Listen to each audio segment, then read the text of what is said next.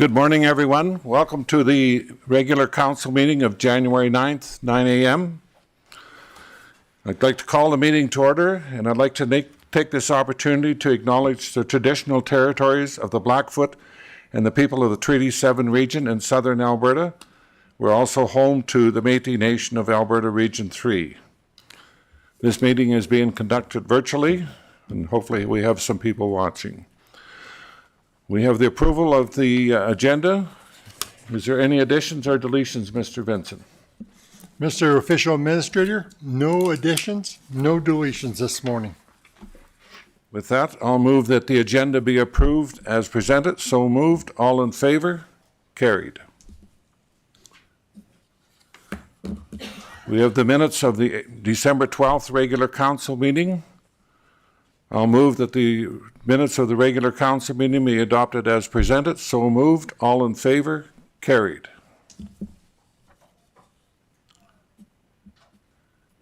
And with that, we'll proceed to delegations, and we'd like to welcome Staff Sergeant Klassen to the podium, please. Good morning, and thank you for being here.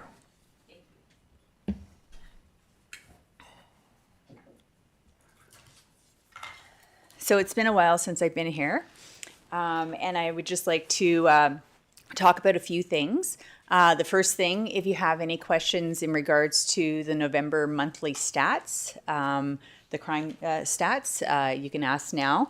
We're doing pretty well as far as compared to last year. So these are the three things I want to talk about is our crime stats, our police communication committee, and our resources, which I mean human resources for our members at the detachment there.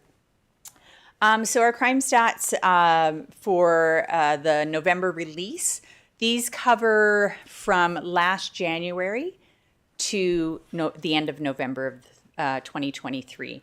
So we only saw a 1% increase, which is really good. It's showing a good comparison and that, we're not having too much issues with the calls for service and stuff like that. So there's not a large increase in that there. I actually just received this morning, and I'll send them over to the city here, the crime stats for December, so it would encompass the whole year, and there was zero change. So we're kind of sitting at the same level there. Do you have any questions of that? No, I have no questions. Thanks. All right, thank you. Next one I want to talk about is the Police Communication Committee. The Police Communication Committee is a committee that was created by the City of Chestermere, and they select citizens to sit on that committee with two council members and also myself as a detachment commander. We also have the sergeant or a representative of our Chestermere CPOs that sit on it as well. So we're getting all the policing viewpoints there in that one room. With the changes of City Council, I had a few questions. Can we still hold meetings and attend events? Because we have like Energizer Night where we set up a booth and talk about our programs that we run for the City of Chestermere as part of the police environment. So I did know now that we have the previous Councillor Funk, who has been removed. We do have Councillor Narayan, but as I see, they're not actively a part of City Council, so I'm not quite sure how I run my committee and if that's allowed. Okay. Yes, you can still attend and host public events as you need to. And if we need to have a communication committee, I will be there and represent council. Okay. And if it's your preference to hold those at the detachment, we will hold them at the detachment. Okay. Well, there was another thing that was brought up. So at the last meeting in November, the end of November, it was brought to our attention by Councillor Funk at the time that the meetings would not be held at the detachment anymore, but rather here at City Hall. So I'm not quite sure if that's still going to hold true or if we could still host them at the detachment. We can still host them at the detachment. Okay. And Mr. Vincent, if you could take a look at the committee terms of reference, because there was some discussions on them at a previous meeting last fall. Not sure if it was November, there might have been one before that. And just make sure that they're still relevant, or do we need to update them? And maybe connect with Staff Sergeant on that, if you would, please. Mr. Official Administrator, administration has already committed to bring forward on January 23rd request for decision with regards to both the terms of reference and the membership on the committee. So we'll have that report for your review and possible approval on January 23rd. Okay, and you're welcome to come and attend that if you want Okay. on the 23rd when we deal with that. Another thing that was brought up at that time in November was the change of the name of the committee. So the committee was no longer going to be called the Police Communication Committee. It was now going to be changed to something along the lines of Emergency Services Communication Committee. And it would include fire and EMS or ambulance or something. So it would be emergency services. I'm not quite sure what the reasoning for that was. It was brought to our attention by Councillor Funk at the time in November 2023.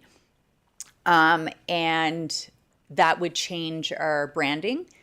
So we've gone out over the last year and bought like a tent. We have brochures, we have shirts and everything like that. So I'm not quite sure if we need to change it to include fire or EMS, and if we do, that's okay. If not, can we remain it as it was as the Police Communication Committee and just be the like conduit there for the police and the community? I'm not quite sure why it was done, but if that needs to proceed, because if so, we have to change all of our brochures, all of our branding, if that makes sense. That doesn't make sense. Mr. Vincent, please. Mr. Official Administrator, this is an administrative item I can work with the staff sergeant on. Certainly, there does not appear to be a sound rationale for changing the identity of the committee or the focus, but that'll be part of the review, and we'll make comment in our request for decision on January 23rd. Thank you. Okay, yeah, because I know in other communities, they do have emergency services committees and they all join together as a whole, and that might have been why they decided, but we weren't a part of that process, so that's all. The next thing I'd like to talk about is our human resources, so our members at the detachment. Up until 2022, the Chestermere RCMP never saw any change in its resources for 8 years. And we can all do the math except for getting the actual census done, but we all know that our city has grown substantially and it's continuing to grow, and we're not stopping that. Like we continue to build residents and so forth, so we're inviting people into our community. We all know that it's getting closer and closer to the city of Calgary, and with that we get that overflow of what is in the city as well. In July 2022, Chestermere RCMP was supported by City Council, thank you, for 4 additional members. Those 4 members were put on the front line of general duty and has been very well received. It reduced our overtime costs and call-outs and stuff substantially. So fiscal responsibility was very affected by it. Also, the wellness of the members here in Chestermere of having like people that were stationed here rather than just coming in on overtime shifts really affected the dynamics of the detachment as well, which was really good to see. We are currently looking for 4 additional members, and I'm not quite sure how that looks or what the projection would be, but these are the asks that I look for. We're looking for 2 additional corporals, 1 GIS constable, and another constable as community relations. I don't want to name them as a school resource officer because then that would just be a connection to the, not quite sure what happened, then that would be a connection just to the schools, and I don't want it to, I wouldn't want that position to be limited. I want them to be able to be at Canada Day, Remembrance Day, pond hockey, Energizer Night, any events that's going on in the community that's outside regular school hours and stuff. I want them to be that connection to the community, that conduit between the police and the community. So that's the ask. I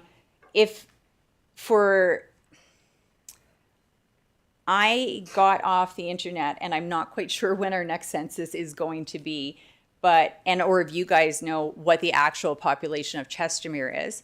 But off the world population estimate, they're estimating Chestermere to be at 30,000 approximately. So I'm not quite sure if that's close or not close. Our last census, I believe, was 2016.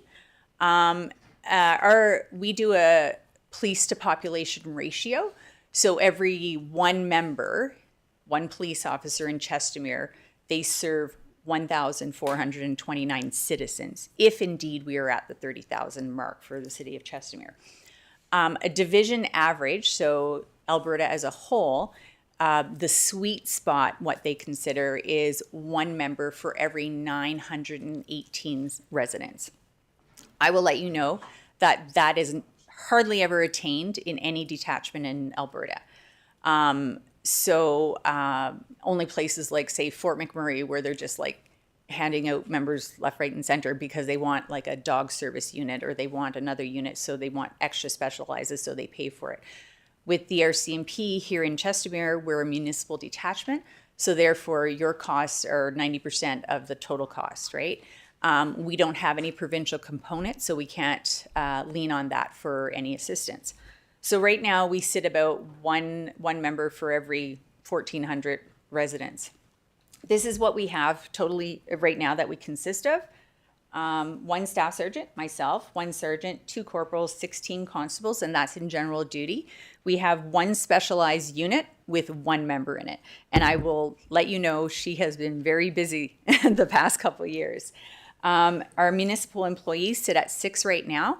And I just want to touch a little bit on our municipal employees because that's separate from the RCMP. But last year they served the counter.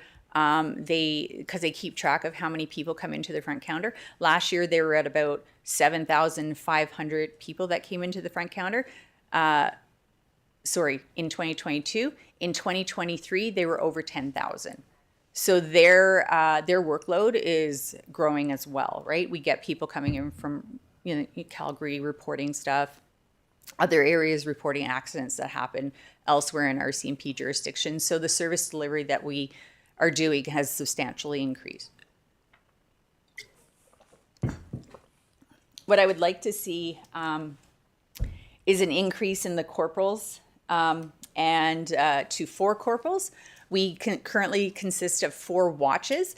I would like to have 1 corporal on each watch for direct supervision for a longer period of time. The other one that I'd like to have see, like I mentioned, was a GIS member to assist the sole member that we have in that unit. And the other one is a community liaison officer or resource officer, however you would like to name it. That would put us at 19 members for the detachment. Plus our municipal employees will bring our detachment to 31 staffing. Benefits of an increase in human resources. So Chestermere members are committed to engagement and building relationships within the city. An additional 2 corporals would provide direct, consistent supervision to the frontline members. Like I said, give it 1 per watch. Youth and engagement is a priority, and the community liaison member will focus on youth and events around the city year-round. Additional general investigation section, which is our GIS member, which will help support the workload on the current single member.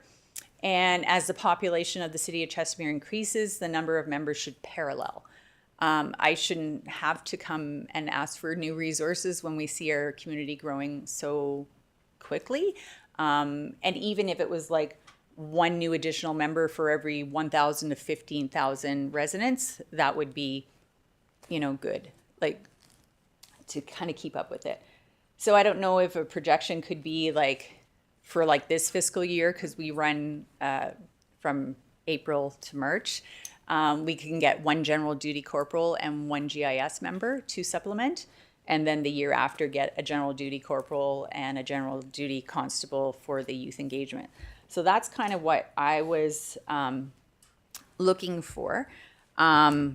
I learned when I had my budget meeting in October, November, I believe it was, with not a city councilor, Ann Ty, who's with the city here.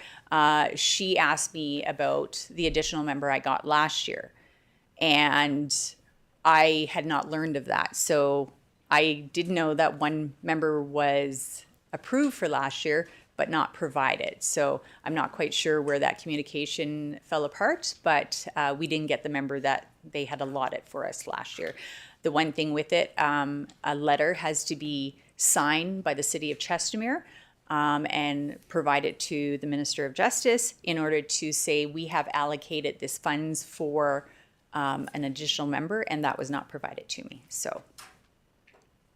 Okay, through you on that, Mr. Vincent can pick up on that, and we can certainly get that letter out.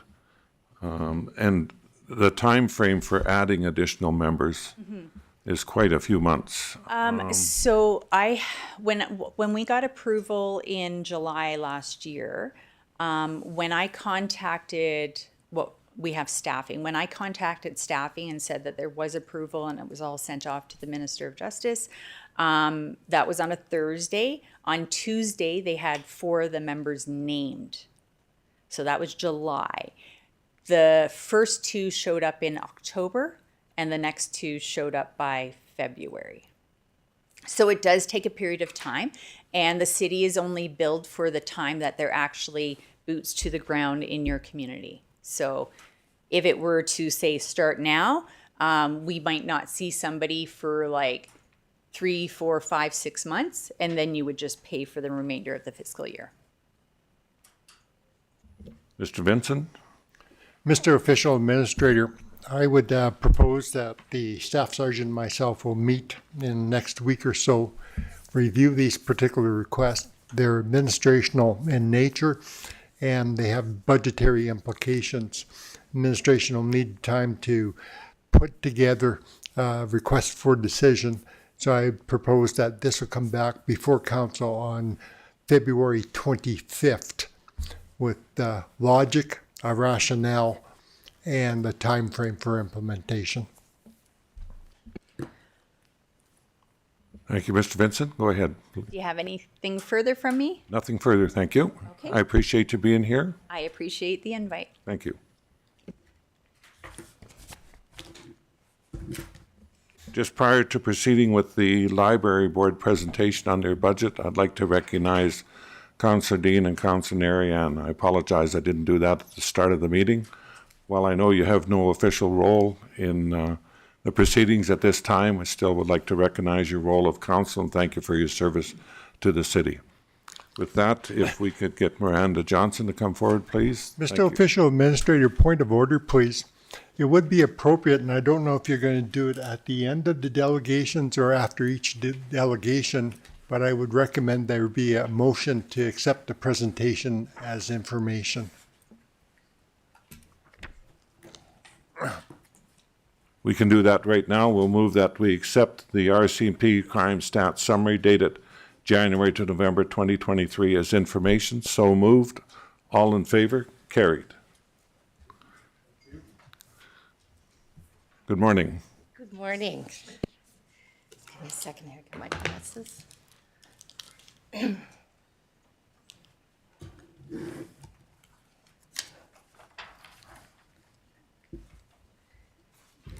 The Chestermere Public Library is truly the best deal in the city. Thank you to the city, to the OA, to the interim CAO and administration for inviting us here to speak about the library, to provide an update, and to outline our 2024 ask to council. My name is Miranda Johnson, and I am the proud director of the Chestermere Public Library. I would like to begin by acknowledging the tremendous work done by the staff, 2 of whom are here today, the volunteer library board, and the 1 to 2 city councillors that sit on our board. Tremendous work done. Thank you, you are appreciated. The purpose of our presentation today is twofold. One, we respectfully ask the city for their leadership in creating a move forward, longer term, bigger picture strategy for the library as a municipal service. 2, in the interim, the library board is requesting $927K for our 2024 annual ask for operations funding. And to be clear, the current level funding is well below average set by the provincial government as the Alberta standard. We are only asking that our funding come up to average to be able to serve the current population of Chestermere. So why are we asking for a move forward, longer term, bigger picture strategy at this time? Well, there are three reasons for that. One, the demand for library services is extremely high, is continuing to grow, and we are turning away people due to limited capacity, and that is absolutely heartbreaking and gut-wrenching for us. Two, the library space is extremely small. Our fire code is set to limit entrance of 100 people, which means we have to limit the number of people in our facility during events. B, we've had 3 facility needs studies done, one in 2019, one in 2020. We're currently updating those and we'll be submitting a 2023 study. And based on the 2019 study, the current library space is designed to serve a population of less than 7,000. So we're pretty constrained at this point. And 3, our space is significantly beyond life cycle being about 8 to 10 years, and we're going into year 17. So without significant update or renovation, and to be responsive to an increased and sustained use and population, and the city is the owner of the space.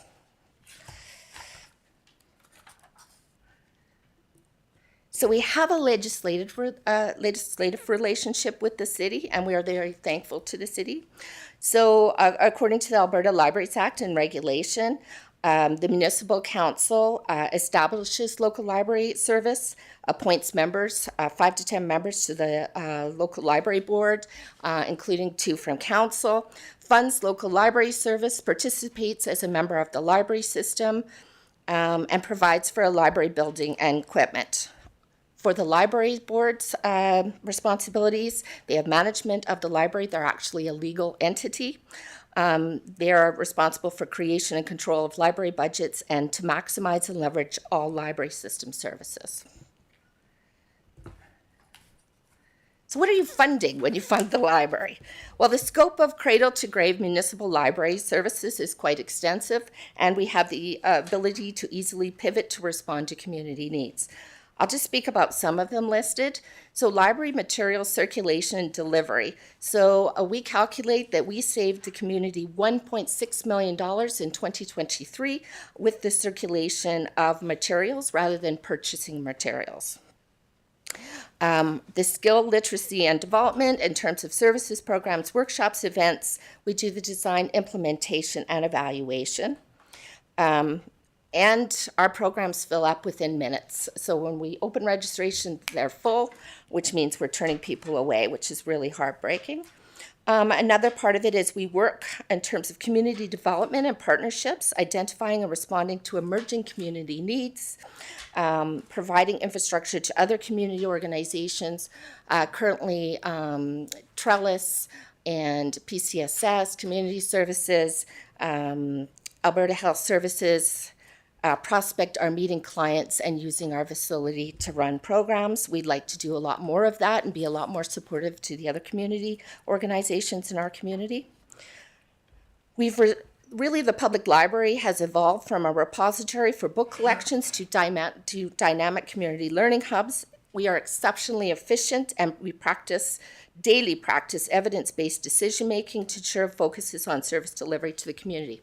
For example, in 2023, the library focused on identifying further efficiencies, including implementing self-service holds, removal of time-consuming printing software. We were the first in the library system to do so, and the system was like, why are you doing this? And I said, to save time. And identifying further space efficiencies to maximize an extremely small library space. So just a little bit of a comment about literacy. Some people consider literacy to be reading and writing, and actually the scope of literacy is expanded to include early literacy, digital literacy, cultural literacy, numeracy, invention literacy, STEAM, civic literacy, physical literacy, and beyond. So we're supporting the community to build skills and literacies that are beyond the scope of just reading and writing. And of course, the outcome of that is to build individual confidence and competence for self-driven lifelong learning. So in preparation for our annual Ask to Council, we asked our members and the community in terms of a postcard campaign.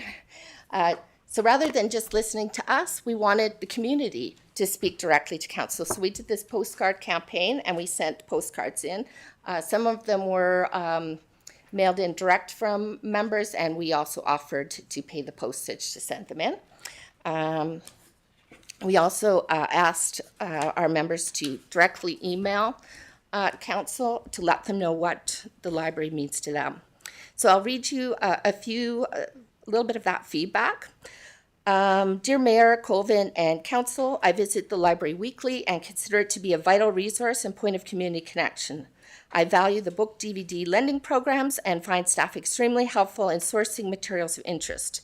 Additional programs such as yoga and craft events are helpful in physical and mental health, as well as providing connections with other members of the community. In sum, it is a very well organized and well staffed organization, a terrific aspect of Chestermere life and worthy of strong support. From the postcards, we've come to the library almost every week for the last 6 years. With the growth of our city, the programs and special events are absolutely full. We need to build capacity in our essential services like the library. Please increase funding, hours, and amazing staff that serve our amazing and growing city. We love the library, but given the library's growth, we need a bigger one, we need more space, et cetera, et cetera.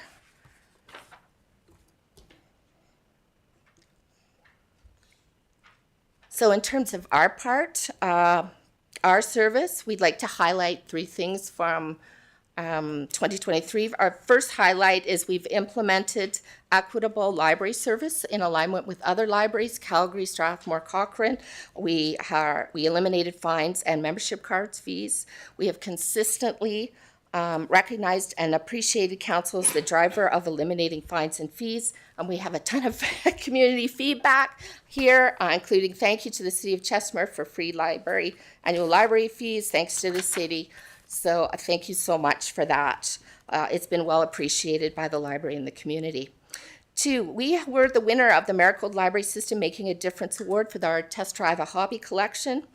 The award recognizes excellence and innovation in library service. It was a project funded through the Chestermere Community Grant, and we were up against other libraries that had larger staff complements and programming departments. So we are very, very proud, and we feel we're doing our part to support an innovative service to the community. And 3, these are only some of the organizations that we've worked with this year. Businesses, thank you to absolutely everybody. We've increased the number of partnerships with local businesses, community-based organizations. Thank you, thank you, thank you. So the library is doing our part to be responsive to the community, to be creative and innovative, work collaboratively with other businesses or organizations, and be efficient. So a little bit more about our business challenges, and I think the summer reading program you can really see the increase of use, and we heavily utilize our outside spaces for summer programs and outreach because we're so constrained internally with space. Like I said before, programs and events fill within minutes, and our drop-in events have had lineups outside the door. Extremely high demand, and sadly, we turn away community numbers because of limited capacity. So what are the opportunities for the community in terms of the library and the city? One is an expanded libraries facility. So I said earlier that the library has facilitated or created work to provide studies and reports, which have been submitted and will be submitted in terms of what the community needs and what the library needs to serve a growing community. And you can see our current size is 5,536 square feet. If you look at 2019 standards, we are considerably small. And with our current population, and that population number came directly from the city, and they asked me to use a 2022 projection for 2024, so which is 27,516. I think it might be worth going back and having another look at that number, but we did use that number, and you can see we're considerably small. There's two schools of thought in terms of new library spaces at this time. One is the iconic Central Library. Of course, the Calgary Central Public Library, one of the world's 15 most futuristic libraries. And then there may be more practical, functional, co-located libraries. So our comparator libraries are both co-located. Okotoks Public Library is 24,000 square feet with 20 full-time equivalent employees. Chestermere Public Library is 5,536 square feet with 8.450 FTE. Airdrie Public Library, probably the higher end of our comparator, is currently in the process of building a 53,000 square foot library. Point of order, Mr. Chair. Just wish to point out that under Council Procedural Bylaw 14-22, Section 14.6, presentations are limited to 15 minutes in duration. There's 3 minutes left in that 15-minute period, so I give notice to the presenter, unless council passes a resolution to extend the presentation time for I'm almost information. done. I really appreciate the time. We have not had the opportunity to speak in 2 years to council, so I can wrap it up very, very quickly. If we could have a leeway of a couple of minutes, we would really be appreciative. Please proceed. Thank you very much. 7 out of our 10 comparator libraries are moving forward with larger libraries, so libraries that are compared to us that are larger are even moving forward with larger libraries. So the new Chestermere Public Library is not your grandmother's, would not be your grandmother's library, repository of books. Lots of different functions that could be added to this space is to serve the community. In terms of our funding ask for this year, the other business opportunity is to look at the interim funding and support strategy according to our financial audit, which gets submitted to this city. We are very dependent on the city, and you can see our different sources of funding there. In terms of our local appropriation and the ask for this year, we're asking for $927K, $272K for one-time capital ask to refresh our current library spaces, which is currently beyond life cycle. Any changes to ongoing in-kind support will require additional city funding, and the library provides an excellent return on investment and social return on investment for the city. So you can see the average is $27.24 per capita. That is what we're asking for, and that is from 2018, and we've updated it for inflation. So the 27.24 being 33%, 3370, we're only asking to be brought up to average. Approximately a third of the community uses the library. We have a strong base of support, although we're turning away members of the community due to limited capacity. Especially in a challenging economic period, the public library is even more utilized by the public. We could do more, and we could do more to support the other nonprofits. So just to summarize very quickly, the library adds significant and sustained value to the library. And there's so much more, the economic impact of the Toronto Public Library on the City of Toronto, the return on investment was 463%. So we're talking a very large percentage of return on investment. And just our last couple of comments here, the one study stated from 2019 stated the needs assessment study of the Chestermere Public Library identified the urgent need for a new public library facility to deal with the current situation of overcrowding and to address the increasing needs of a growing population. As well, the existing library layout is functionally obsolete and is not well positioned to meet the new and emerging role of libraries as a social hub, place of learning, and a safe space for the public realm. We're respectfully asking the city for their leadership with creating a longer-term, bigger picture strategy for the library as a municipal service. We would like to request a meeting to begin discussions, and in the interim, we're asking for $927K to bring us up to average funding levels, and for our part, we will continue to provide innovative, creative, efficient, and superior library service. Thank you so much. Thank you for giving me a couple of extra minutes. I appreciate that. Thank you, Miranda, for your presentation. Based on our discussions over the past few months, I have a couple questions for you. Sure. Have you been able to resolve the issue of the city continuing to provide payroll services for your staff? No. We have not had any discussion. They are continuing to do it right now, but we've had no guarantee that that will continue. Okay. And I'll talk to Mr. Vincent about that in a moment. The other question I have for you, there was a social needs assessment that was recently undertaken by the city. Was there any consultation with the public library on that needs Very assessment? little. I had a very brief interview. I do have a concern about the number of programs offered by the community. Did that also include the library programs? Because we offer quite a number of programs per month, so I'm not sure. I would think that that would increase the number of programs. Okay. The other comment I have, there's no question that your space is insufficient for what your needs are. That's a long-term project for the city. But I would ask that Mr. Vincent meet with you to ensure that we have the payroll services addressed, and if we could look at the funding for 2024 and ongoing. If we could, please, Mr. Vincent. Is there any other questions you have, Mr. Vincent? No, I appreciate that particular direction, and certainly will look forward to meeting with the librarian and any other members of the board or whomever she chooses to be part of that meeting. Thank you very much. We really appreciate it. Thank you, Miranda, and thank you, Mr. Vincent. Kallen, do we have a motion, please? Move that council accept the 2024 Library Board budget presentation as information. So moved. All in favor? Carried. Thank you. We'll move on to some appointments we have. Colin, please.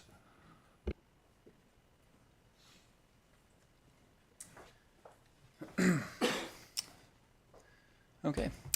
Good morning, Mr. Official Administrator, Interim CEO, Directors, and everyone in attendance.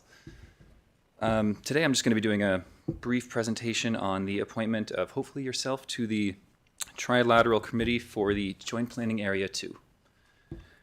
The Calgary Metropolitan Region Growth Plan requires participating municipalities in an identified joint planning area to jointly develop a context study by August 15th, 2025. A context study is a non-statutory background report that is intended to guide the development of the joint planning area. The outcomes of the context study will inform new municipal statutory plans and amendments to the Regional Growth Plan, as well as guide the future Calgary Metropolitan Region Board decision-making. This report relates to Joint Planning Area 2, which was Map 1 in the report. It is a preferred growth area, and in the Regional Growth Plan, that includes a portion of the City of Chestermere, City of Calgary, and Rocky View County. The context study may explore various aspects related to the growth, development, and servicing of the joint planning area. The Regional Growth Plan allows for flexibility in what a context study may explore, as each joint planning area has unique circumstances, opportunities, challenges, and existing relationships of participating municipalities. The Trilateral JPA2 Committee will ultimately consist of 6 elected officials with 2 members appointed from each municipal council. The Trilateral JPA2 Committee is responsible for providing overall direction to administration on most matters pertaining to the draft context study that will ultimately be approved by each municipal council. The JPA2 Terms of Reference, that was provided as Attachment A, further outlines the processes, roles, and responsibilities, contents, schedules, and deliverables, and budget for preparing the JPA2 context study.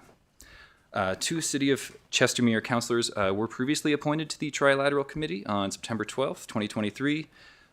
As the city now has an official administrator in place, the city needs to appoint yourself, the official administrator, to the JPA2 Trilateral Committee. The next JPA2 committee meeting is scheduled for February 5th, 2024, which, should you choose to, should this motion be passed, you can attend virtually as well. And this ultimately allows for that meeting to meet quorum, though it should be generally for informational purposes only. Yeah, and if you have any questions, of course. Thank you, Colin. I have no questions. We can proceed with the motion, please. Move that council rescind motion 230912-31. So moved. All in favor? Carried. Move that council appoint the official administrator, Doug Legore, to the Joint Planning Area 2 Trilateral Committee. So moved. All in favor? Carried. Thank you. Thank you.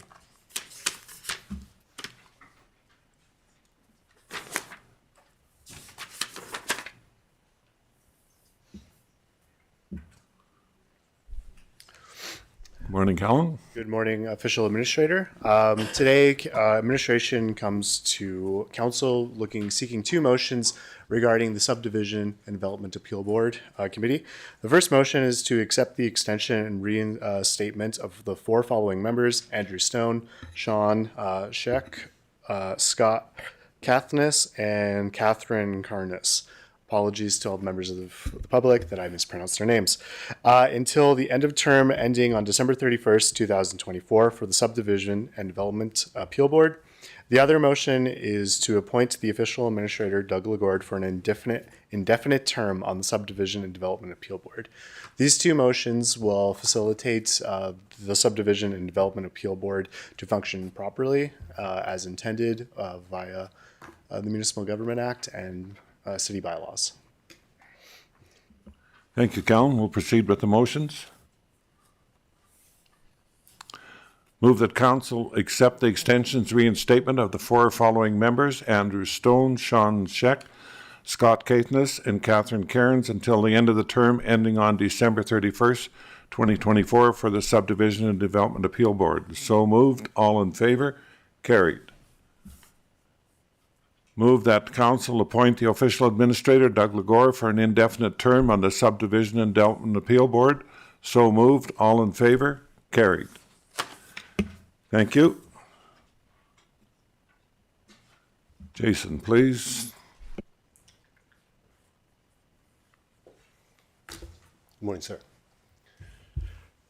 So the subject today, we're talking about 1538974 Alberta Limited Loan. Context of this motion is the loan relates to the legal settlement with Rainbow Falls Development Group for $930,000. However, for clarity, this motion is not seeking approval for the settlement, but rather the mechanism for how the settlement is paid. The payment mechanism needs to be established prior to the settlement agreement being executed. Currently, that is being drafted by our legal representatives. Once finalised, will be brought forward to Council for approval.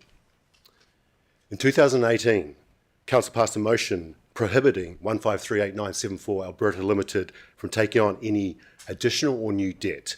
Therefore, without addressing this original motion, CUI does currently not have the capacity to discharge the legal obligations under this settlement agreement.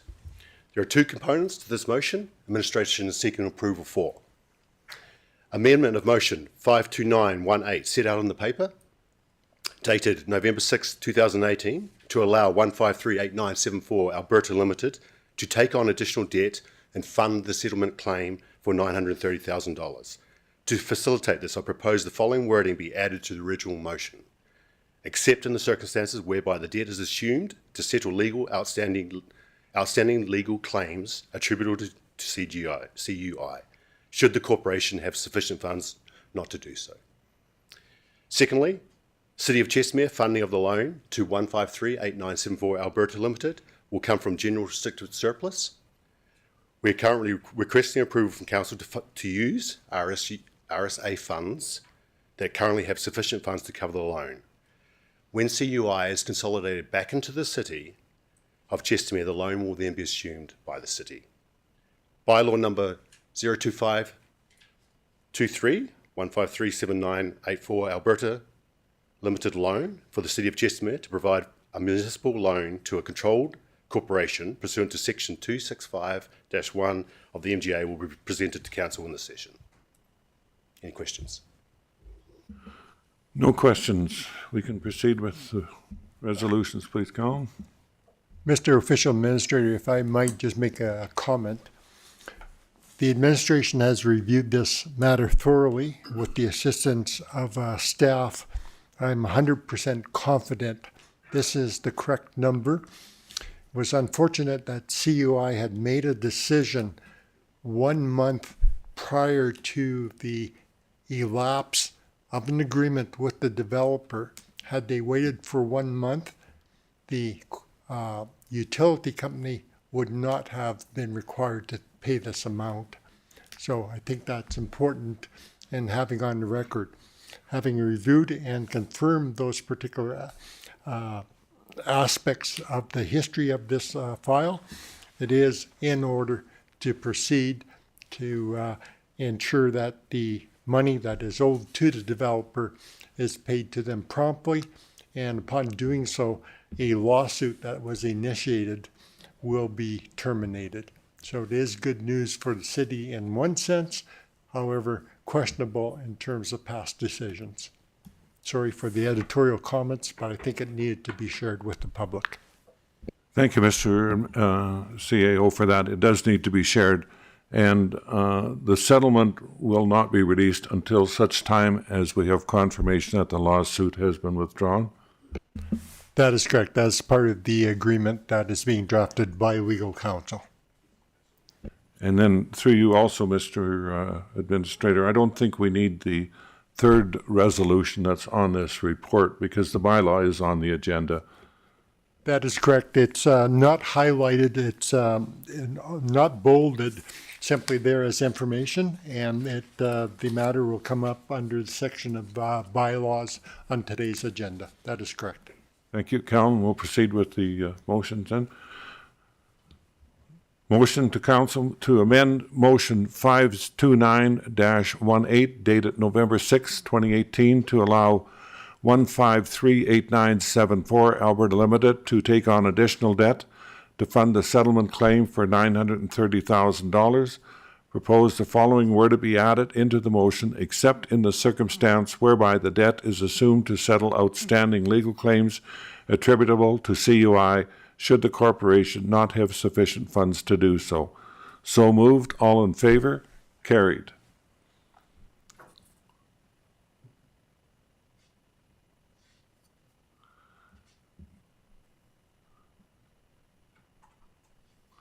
Move that the City of Chestermere funding of the loan to 1538974 will come from a general restrictive surplus, municipal stabilization RSA with council approval. General stabilization accounts currently have a balance of $16 million as of November 30th, 2023. The city has over $5 million cash on hand to fund the payment when CUI is consolidated back into the City of Chestermere. Anticipated Q2 of 2024 that the debt of $930,000 will be assumed by the City of Chestermere. So moved. All in favor? Carried. Thank you. And Mr. Vincent, you're up next. Mr. Official Administrator and members of the public, in March of 2023, the Minister of Municipal Affairs, the Honorable Rebecca Schultz, issued 12 directives to the City of Chestermere based on the findings of the Cuff and Associate Inspection Report. Of the 12 directives, Directive 12 requires the City to prepare and provide a report to the Minister of Municipal Affairs by the 20th of each month until all directives are completed to the satisfaction of the Minister. City administration is to provide an update to municipal affairs on the status of the 12 directives. Please note with the most recent ministerial order, these directives have been suspended. However, the administration is continuing to work toward completion and addressing all 12 directives, and I'm very pleased in the attached report to this request for decision that significant progress has been made. Administration is still awaiting confirmation from the minister that he's accepted what we view as completed, and upon receiving that, we will then delete those particular directives from any future reports, simply leaving what is outstanding.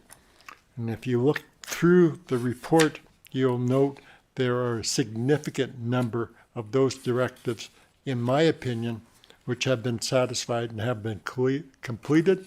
And I'm trusting the minister will issue his confirmation of that.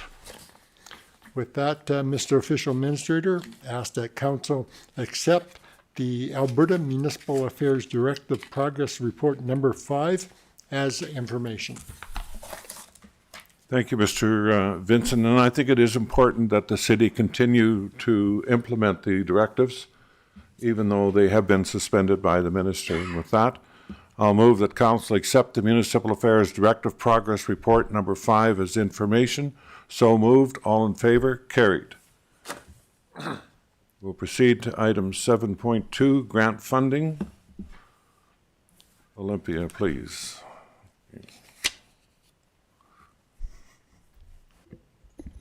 Good morning, Chief Administrator and administration. I'm just presenting on behalf of Olimphya. I work in the community social development area. Today we just wanted to bring forward a number of motions, requests for decision in regards to the ongoing grant situation, which admittedly is a bit of a mess. I imagine you'll see us a few more times in the near future. Currently, there were some recent developments even as of this morning, so I will also ask that we update the official record as I go through my requests. First, there's a number of requests to the legislation regarding the grants, Section 800, Policy 02207, the Human Services Advisory and Grant Adjudication Committee. We are requesting 3 amendments. One, under the section of composition, that the board will be made up of 9 members of the public and 2 council members. This reflects the previous committee size. It helps with the administration and organization of meetings and help us establish quorum. At the request of just expediting the process, 15 is the current listed number. It's unnecessary for the size of the grant and the meetings, and then it could delay the process further. So we're just requesting we go back to the original number of members. The next point is the appointment of the 2 council seats. There are 2 council positions in the committee. Only one is needed to be filled for quorum. We are requesting if the official administrator, Doug Lagore, would like to fill that seat or make an appointment for a delegate to fill that position. And then the final request in regards to the policy, just a change of name. The Human Services Advisory and Grant Adjudication Committee is quite a mouthful. It creates a lot of slower processes when we're ever trying to look it up or make amendments or adjustments. So just to simplify it to the Grant Adjudication Committee. Would you like me to proceed with all the requests or? Let's deal with this first and then proceed with the other, Mr. Vincent. Yes, please, Mr. Official Administrator. Okay, if we could have the motions, please, Kallen. Move that council amend the legislative policy 02207 under composition to read, the committee will be made of 9 members of the public and 2 council members.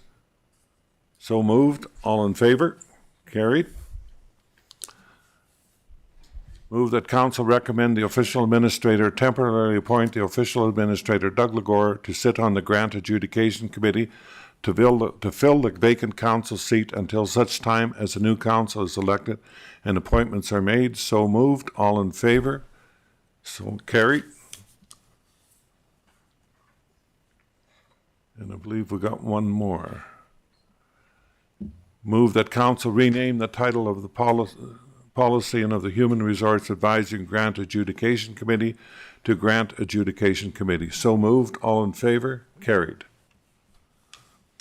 Okay, please proceed. Thank you. Next up, we'd just like to put forward the recommendations for the 2024 funding for the FCSS United Way. I understand there was a request for the meeting minutes that I do have here. I can pass those over to you now.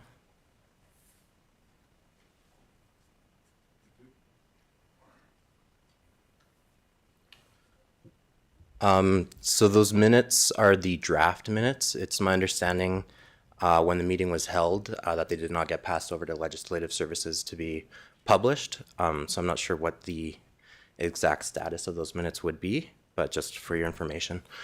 In any case, in there is the recommendations for funding. I've also been asked to amend points 2 and 3 that we ask that funding be deferred for at least 2 weeks for review, but all the other recommendations still be put forward in regards to the adjudication committee meeting that was held on April 19th, 2023, and recommended for funding.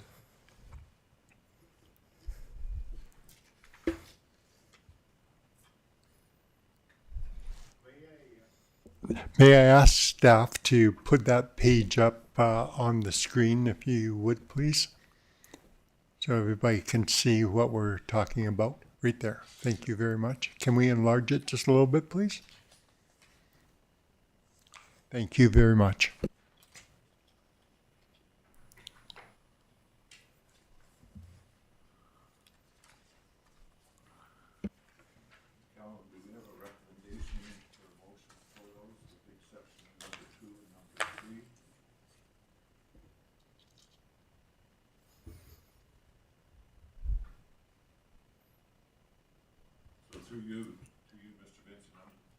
I'm going to read the motion as it's on the screen here because we have withdrawn number 2 and number 3. So move that council accept the recommendations and release funding from the 2024 Adjudication Committee and release the fund to eligible organization as listed in the information package.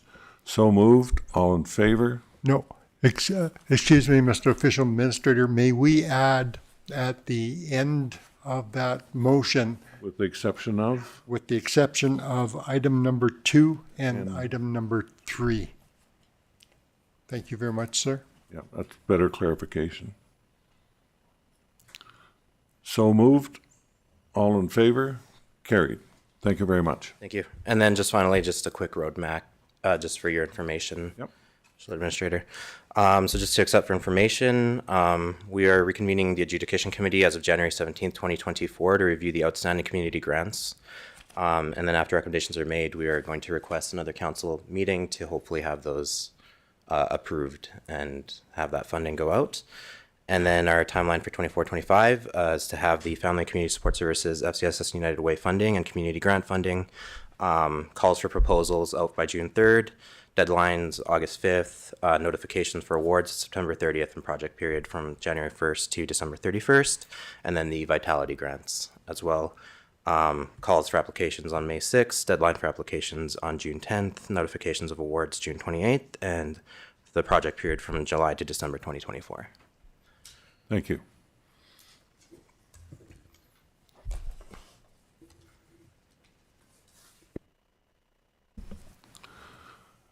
Move that council accept the implementation strategy for 2024, reconvene the adjudication committee January 17th to review the outstanding community grants from 2023.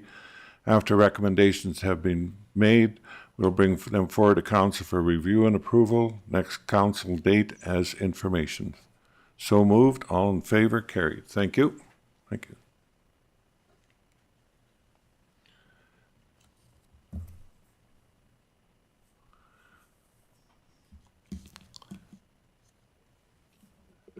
We've received a resignation from Councillor Sandy Johal Watt as of December 15th. And I'd like to thank her for her service to the city. I know it was a trying time for her with our past couple of years.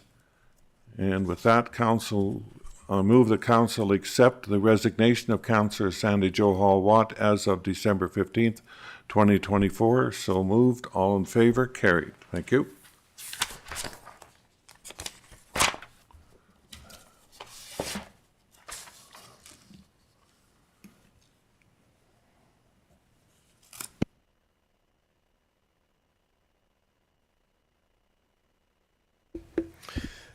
Good morning, Official Administrator. Today, we're going to be, oh, sorry, is this, Jason, you want to take care of this? Okay, sounds good. Council is seeking council is recommending 2 motions for the Audit Committee. Motion that council temporarily amends the City of Chestermere Audit Committee Policy 022-03 until the appointment of a new council to allow the interim official administrator and the interim chief administrative officer to review and approve audit work plans and audited financial statements as provided for the 2023 City of Chestermere and 1538974 Alberta Limited Company annual audits. Administration is also seeking that for a motion that council remove Stephen Hanley and Sandy Joel Watt from the audit committee effective immediately. Mr. Official Administrator, I would make one small change in the first recommendation, and that is to replace the word appointment to election. If we can make that change, because a new council will not be appointed, they will be definitely elected. So, Good catch. Thank you.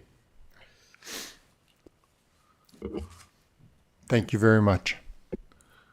Move that council temporarily amend City of Chestermere Audit Committee Policy 02203 until the election of a new council to allow the interim official administrator and CAO to review and approve audit work plans and audited financial statements as provided for the 2023 City of Chestermere and 1538974 Alberta Limited annual audits. So moved. All in favor? Carried. Move that Councillor remove Stephen Hanley and Sandy Johal Watt from the Audit Committee effective immediately. So moved. All in favor? Carried.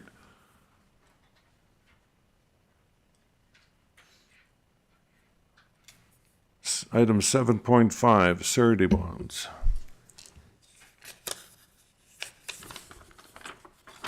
Good morning, Official Administrator.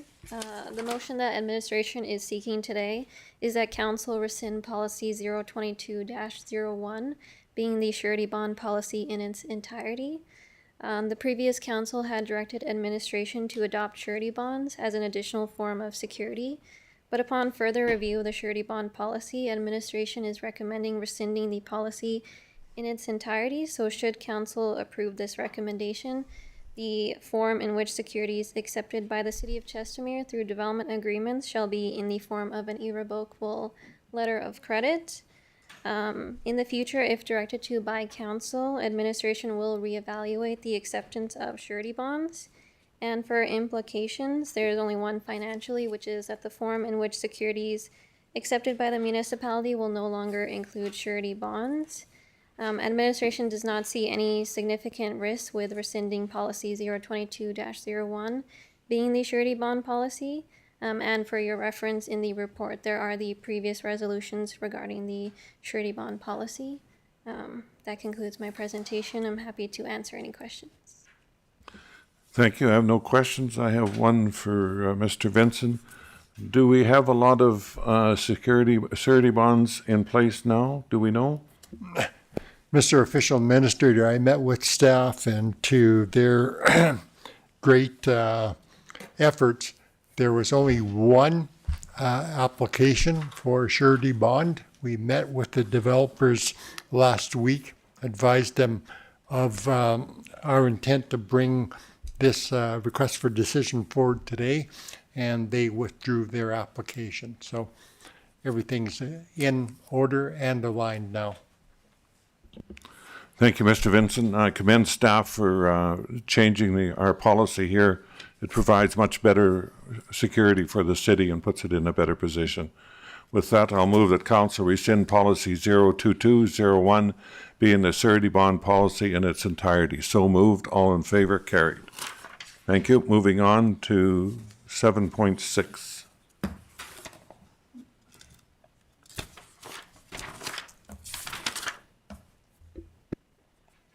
Thank you. Good morning, Mr.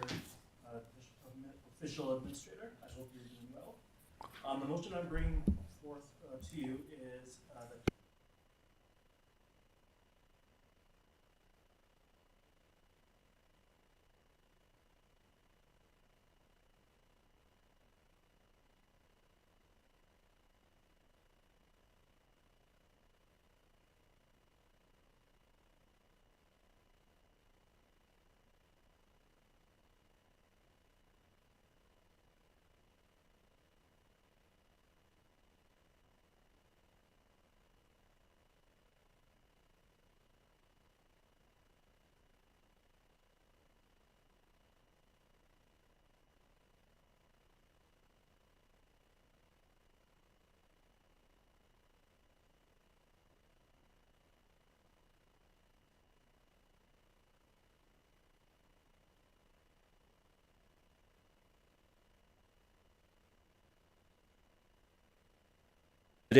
for endorsement within 1 year of the tentative approval before the plan of subdivision can be registered at the Land Titles Office. On December 6, 2023, a subdivision endorsement application was received, pre-screened, and deemed complete, but the application cannot be thoroughly reviewed beyond the expired endorsement period. Section 6576 of the MGA gives council the discretion to consider granting one or more endorsement extensions regardless of whether the endorsement period of a subdivision has expired. For your reference, I've attached a copy of the original tentative approval. There are no implications. The risk is none. The related policies that guided administration or the subdivision authority's decision to approve this, starting from the high level, was the Municipal Government Act, followed by the Waterbridge Master Area Structure Plan, following that, the Waterford Area Structure Plan, following that, the Waterford Stage 1 Outline Plan, and of course, our land use bylaw. We received no previous direction from council. And finally, administration is requesting that the official administrator approve a new 90-day extension that will allow the subdivision authority to review the tentatively approved subdivision for endorsement. Thank you very much. Thank you. Motion, please. Move that council approve a new 90-day extension that will allow the subdivision authority to review the tentatively approved subdivision, City File SB 22011, for endorsement.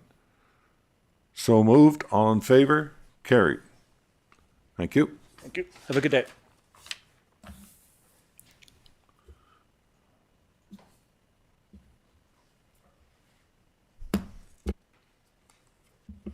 Morning, Mark. Morning. I can't see with my glasses. Thank you, City Administrator. I'm here today to present a request for two motions, one to rescind a previous motion and one for a new motion regarding our stormwater outfall. Today we discussed the timely need for the City of Chestermere stormwater outfall based on our current and projected development growth rate. All the lands in the City of Chestermere where we annexed in our last annexation requires a zero discharge. This requires our developers to basically use 30 to 50% of all their land that they develop for irrigation to dispose of their land. So to solve this, the current plan from administration is the centralized storm facility. This was initiated based a few years ago, actually, and based on those initial growth, we had various options. However, we've just completed in late December, I guess, it's January now, the 2024 to 2049 growth projections and forecast what our growth was. And it was significantly higher than what we originally projected. So basically, if the CSRO is not in place prior to 50%, 30 to 50% of that service land being developed, growth will either stop and or additional large infrastructure will be required to install or continue growth to service other lands to continue our growth rate in the city. Based on our high-level analysis, this is expected to occur in the west side within 2 to 4 years. The fastest and most economical method to reduce this time for getting the CSRO up and running is to eliminate the need to investigate, negotiate, and acquire land for the Stage 1 reservoir. This can be done by utilizing the existing low-lying area on the west side of the city-owned lands SW 22428 west of the 4th Meridian, which is commonly known as the Webster land. This will not only save the direct time, but also accelerate the design and improving process, as the project will have certainty in the location and initial reservoir. We had a motion before to look at land south of there and negotiate with to look at these options and bring back forward to council. We believe that would take at least a year. The financial implementations of doing this change, the city will be able to recover the cost of the use of this land, this facility on our lands through the offsite levies. So whatever the current value of that land is, we can charge that back through the offsite levies, through the storm offsite levy. The city will not require additional financing to purchase additional land for this. We don't have a large chunk of money sitting in our stormwater offsite levy at this time. And then there's some savings on the infrastructure that we need to put in because it's a shorter distance away from the city to go to this site versus going down south.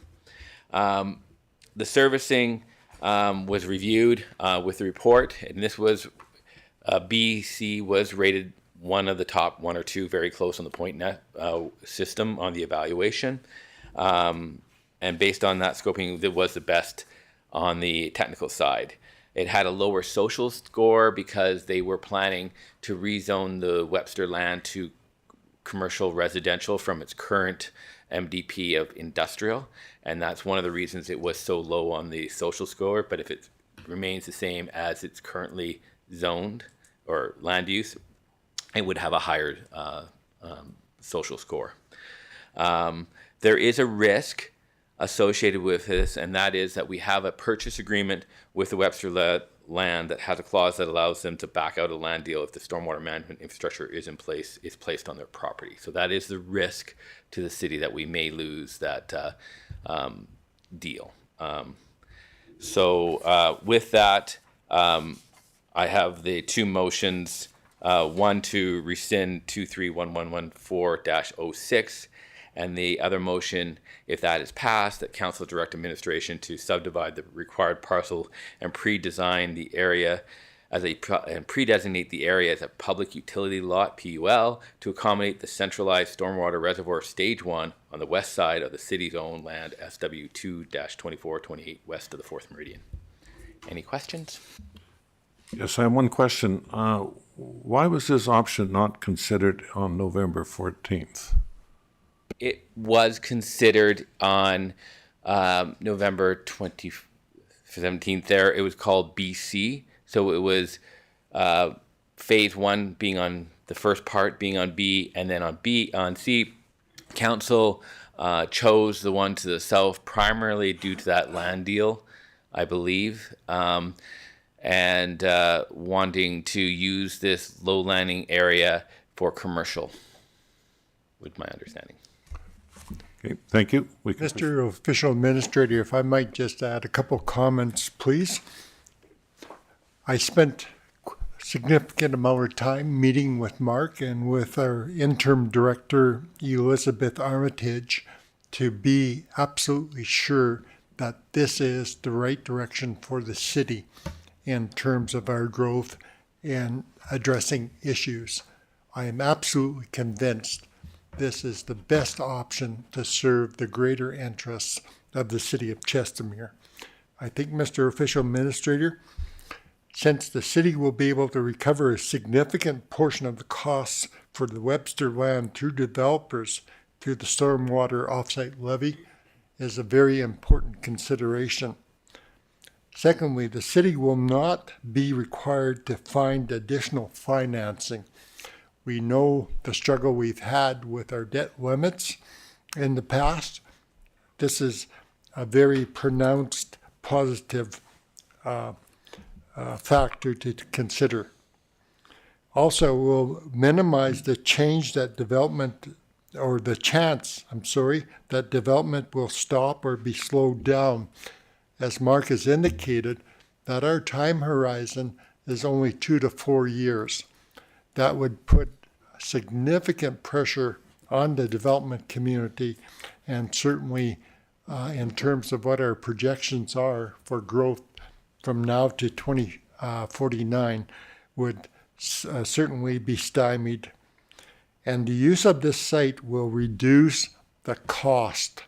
That is a major contributing factor by eliminating the need for approximately 800 meters of large diameter storm pipe. And I think the estimated cost of that, Mark, was? It's about $1,500 to $2,000 a meter for that size of pipe. So very significant. So it's certainly the administration's very strong recommendation based on that review and all of those factors to ask council to support the recommendations of the two motions that are before you today. Thank you very much for your consideration. Thank you. We'll proceed. Move that council rescind motion 23111406. So moved. All in favor? Carried.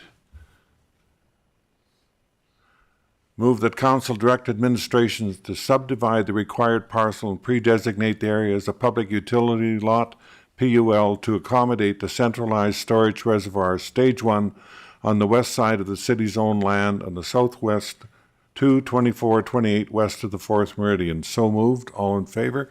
Carried. Thank you, Mark. Mr. Vincent, you're next. Thank you, Mr. Official Administrator. Item 7.8 on the agenda is Directive 4 update. Wish to advise that a report was completed on August 24th of 2023 by Mr. Ian McCormick of Strategic Steps, Inc. with respect to the City of Chestermere reviewing the designated officer bylaw to reestablish the role as a single person accountable to City Council, and that the CAO bylaw be established separate and apart from the designated officer bylaw. We had actually moved forward prior to me receiving a copy of this particular report. I'm happy that, not surprisingly, the recommendations that are outlined on page 14 of that particular report, that the City of Chestermere alter its designated officer bylaw to reestablish the role of the CEO as a single person accountable to City Council, was actually presented and dealt with on December 12th of 2023. However, having not read the report prior to, I would respectfully disagree with the writer's opinion that the CEO bylaw be established separate and apart from the designated officer bylaw. I chose, when we restructured the bylaw, to bring it forward and include a designated officer, which was the municipal assessor, because it seemed to be more appropriate and expedient to do so. So we have satisfied this particular directive, and that was completed, but I thought it was worthwhile to bring forward the background information that became available after December 12th of 2023 for the information of the public, and to assure residents of the City of Chestermere things are now moving forward in a planned strategic manner. I recommend Mr. Official Administrator to accept this report as information. Thank you. Through you, Mr. Vincent, Strategic Steps services were terminated the morning of the council meeting that this report was to be presented over alleged conflict of interest. There is no conflict of interest on the part of Strategic Steps. They had no connection to Mr. Cuff or the Cuff inspection report. It's unfortunate this report was not presented to council at that time. I agree with the actions that you've taken on the CAO designated officer bylaw, and I'll move that council accept the Directive 4 update as information. So moved. All in favor? Carried. Thank you. And Kallen, with that, we can proceed to bylaws, please.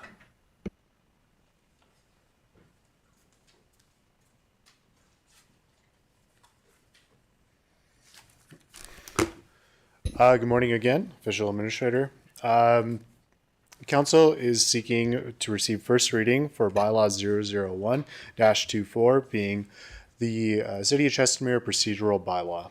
Administration has developed a new procedural bylaw that encompasses aspects of bylaws 013-20 and 014-22, being the previous procedure bylaw and the current procedural bylaw, with changes to formatting, grammar, and the rotation of deputy mayor position, now 4 months instead of 8 months. In addition, we have added sections from bylaw 014-22 to the body of bylaw 130-20, and these are sections 8 and sections 10, being motions and public hearings respectively.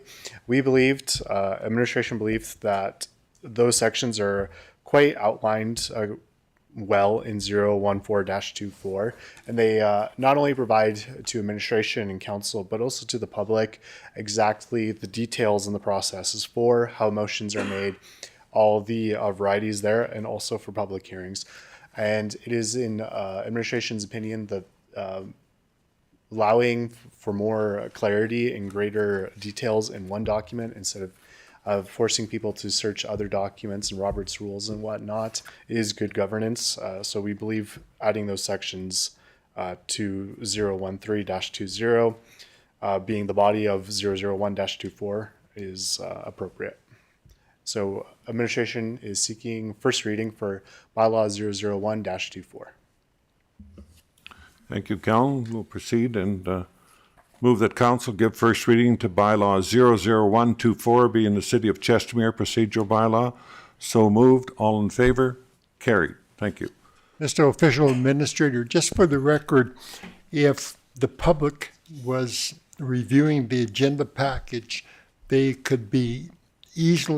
would easily identify the changes because those are outlined or typed in red so that people could easily follow along what the changes are. And finally, just want to note on the final page, it was included incorrectly. Second reading was today and third reading today. So that will be changed to reflect the correct date when second and third readings will be brought forward, which I would anticipate will be January 23rd, sir. I thank you for your attention. Thank you, Mr. Vincent, for that. And we can proceed to Code of Conduct bylaw. Today, administration is seeking a motion from council to give first reading to bylaw 002-24, being the elected officials code of conduct. This was a notice of motion on the December 12th council meeting. The amendments to this bylaw are a little less, The changes to this bylaw are fairly minor, except for the removal of one section, which I will get to shortly. But administration has removed all gendered language from the bylaw. We have updated terms such as closed session to replace what was previously there in camera. And the biggest change is administration has removed section 6.7, informal process. It is of administration's opinion that there is no informal process when it comes to code of conduct violations. It either is a code of conduct violation or it's not. So we found the informal section to be confusing and possibly could be used for less than ideal positions or less than ideal processes by future councils. So we recommend that that be removed as well. So we're just seeking first reading on bylaw 002-24. I'll move that council give first reading to bylaw 00124, being the City of Chestermere procedure bylaw. So moved. All in favor? Carried. And the last bylaw seeking change today is 025-23, being the 1538974 Alberta Limited Loan Bylaw. And we are seeking two motions today. The first is to receive first reading, and the other motion is to direct administration to advise bylaw 025-23, being the 1538974 Alberta Limited Loan Bylaw through the appropriate channels. Bylaw 025-23, 1538974 Alberta Limited Loan will allow the City of Chestermere to loan the amount of $930,000 to the city's controlled corporation, 1538974 Alberta Ltd., also known as formerly known as the Chestermere Utility Company. As per section 264.1 B of the Municipal Government Act, the city is authorized to loan the money to a controlled corporation. The bylaw's intended purpose is to provide 1538974 Alberta Ltd. with the appropriate funds to satisfy legal obligations and thus reducing the overall liability the city faces. The terms of the loan bylaw are that the city will loan 1538974 Alberta Ltd. The initial principal amount of $930,000. 1538974 Alberta Limited will be charged with an annual interest rate of 0%. The period of the loan will commence on January 23rd, 2024 and expire on December 31st, 2024. The source of funding of this loan will come from the City's Chestermere Municipal Stabilization RSA account. In order for this bylaw to be compliant with the Municipal Government Act, this bylaw must be advertised for 2 consecutive weeks before receiving second reading from Council. The implications, the city will loan an amount of $930,000 to the city-controlled company 1538974 for a term ending on December 31st for 0% interest. Yes. And with that, Council, to reiterate, Council's administration seeking 2 motions from Council. The first is to give bylaw 025-23, being the 1538974 Alberta Ltd. loan bylaw, to receive first reading. The second is motion that Council direct administration to advertise bylaw 025-23, being 1538974 Alberta Ltd. loan bylaw through the appropriate channel. Thank you, Kallen. Move that council give bylaw 02523, being the 1538974 Alberta Limited Loan Bylaw, first reading. So moved. All in favor? Carried.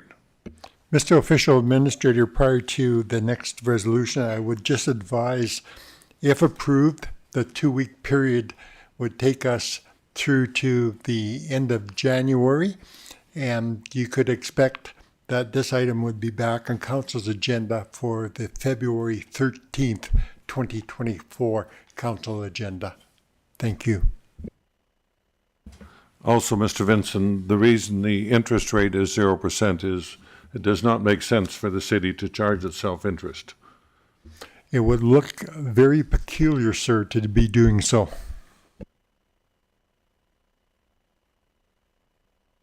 Move that council direct administration to advertise bylaw 02523, being the 1538974 Alberta Limited Loan Bylaw through the appropriate channels. So moved. All in favor? Carried.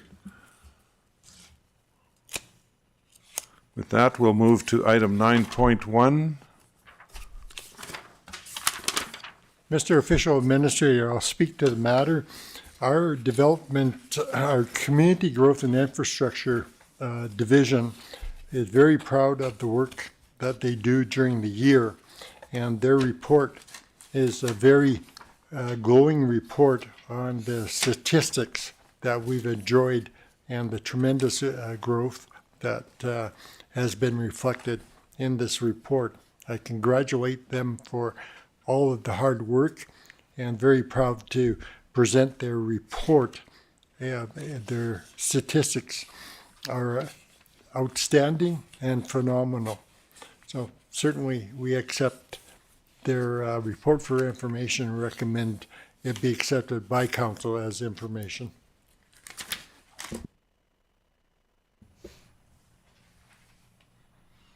Thank you, Mr. Vincent. Move that council accept the development building stats November 23 as information. So moved. All in favor? Carried.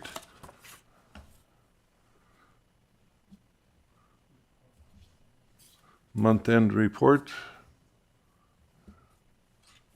Again, Mr. Official Administrator, very proud of the staff we have here at the City of Chestermere. They're very dedicated, they're very professional.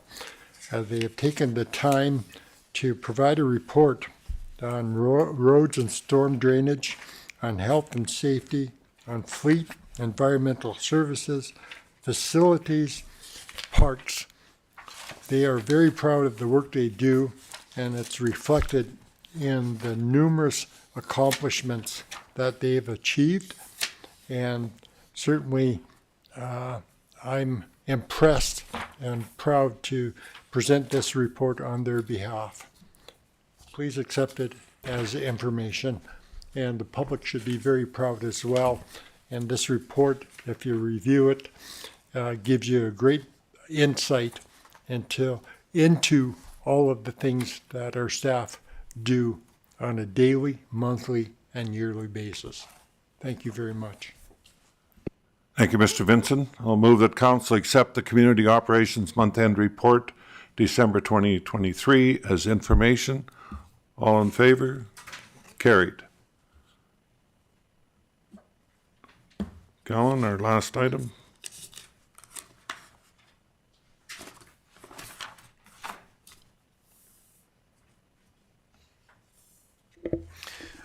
Good morning, Official Administrator. Administration is seeking a motion from Council to accept the anti-bullying bylaw presentation as information. As requested, Legislative Services was asked to look into a possible revision of Bylaw 009-19, Chestermere's anti-bullying bylaw, and check the anti-bullying bylaws of other similar-sized municipalities/cities. Upon review of the anti-bullying bylaw, it was found that Chestermere is the only city that has a separate bylaw for the anti-bullying. It is found that other municipalities choose to incorporate it within their community standards bylaw. It is also noted that our current anti-bullying bylaw is the most comprehensive one compared to other cities and municipalities. Clauses on why anti-bullying, hence why our recommendation is to make no changes to bylaw 009-19 as of now and accept this presentation as information. Thank you, Kallen. I'll move that council accept the anti-bullying bylaw presentation as information. So moved. All in favor? Carried. Just prior to adjourning, Mr. Vincent, I'd like to thank you and all the city staff for their work and support in this transition period since December 3rd. You people have done an outstanding job, and the city is far better for it. And I just want to thank you and ask that you convey my message on to all the staff for their support. Great job. Well done. Thank you. Thank you very much, Mr. Official Administrator. I will ensure that those warm congratulatory words are passed along to all of our staff. It makes me extremely proud to be working here as the interim CEO with such loyalty and commitment from our staff. And we'll continue to strive to meet the gold standard of municipal organizational excellence. We have a ways to go, but I assure you and all the residents of the city of Chestermere, we will attain that standard. Thank you so much. Thank you, Mr. Vincent. With that, the meeting is adjourned at 10:33 a.m. So moved. All in favor? Carried. Thank you, everybody.